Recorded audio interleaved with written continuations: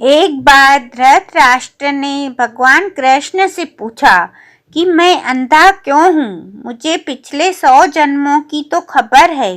इन 100 जन्मों में मैंने ऐसा कौन सा कर्म नहीं किया जिसके कारण मैं अंधा हूँ।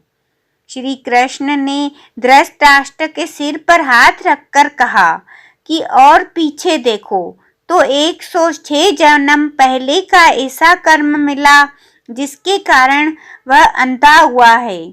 उसने देखा कि वह छोटा बालक है और एक छोटे से तालाब के किनारे बैठा है। एक मेंढक तालाब के पानी से बाहर निकलता तो वह मेंढक की आंखों में कांटा चुभा देता। मेंढक पानी में गिर पड़ता। मेंढक पानी से बाहर निकलता तो फिर आंखों में कांटा चुभा देता। उस मेंढक ने श्राप के कारण धृतराष्ट्र को अंधा होना पड़ा। कर्मों का जाल बड़ा पेचीदा है। कर्म फल तो हमें किसी न किसी जन्म में भुगतना पड़ता है। चाहे कर्म हम नादानी में करें या समझदार होकर भी करें तो भी उसका फल तो भोगना ही पड़ेगा। नादानी में कर्म करने के कारण धृतराष्ट्र को सिर्फ अंधा होना पड़ा, कांटों का दर्द नहीं सहना पड़ा। अगर हम सब समझ कर भी जानबूझकर गलत कर्म करें तो उसका बोझ भी ज़्यादा उठाना पड़ेगा।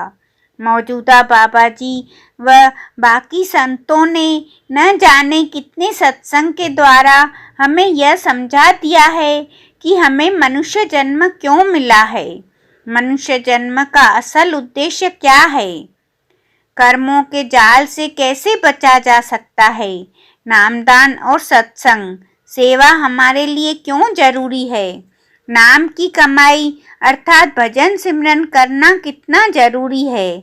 अगर हम सब कुछ जानकर व समझकर भी सत्संग का लाभ प्राप्त नहीं करते, सेवा और असल सेवा भजन सिमरन नहीं करते तो हमें आम आदमी की बजाय ज़्यादा कर्मों का बोझ उठाना पड़ेगा।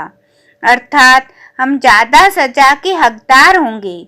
फिर दुखी होने पर हमें शिकायत करने का भी हक नहीं है। जो सत्संगी भाई बहन भजन सिमरन करते हैं उन्हें सतगुरु बड़े इज्जत मान और प्रेम प्यार के साथ सचखंड से आगे अनामी राधा स्वामी देश ले जाएंगे। और जो सत्संगी भाई बहन भजन सिमरन नहीं करते हैं सतगुरु उन्हें भी इस जन्म या अगले जन्म में सचखंड से आगे अनामी राधा स्वामी देश में ले जाएंगे, मगर कान पकड़कर अर्थात दुख देकर। अब यह हमारे हाथ में है कि हम राधा स्वामी अनामी देश में प्रेम प्यार व इज्जत मान के साथ जाना चाहते हैं या दुखी होकर अर्थात कष्ट भोग कर। इसलिए जो सत्संगी भाई बहन दुखी हैं तो समझो सतगुरु उनके कान खींच रहे हैं। अभी मौका है, भजन सिमरन कर लें। सतगुरु दया मेहर के सागर हैं, हम पर दया मेहर करके सूली की शूल कर देंगे। राधा स्वामी जी।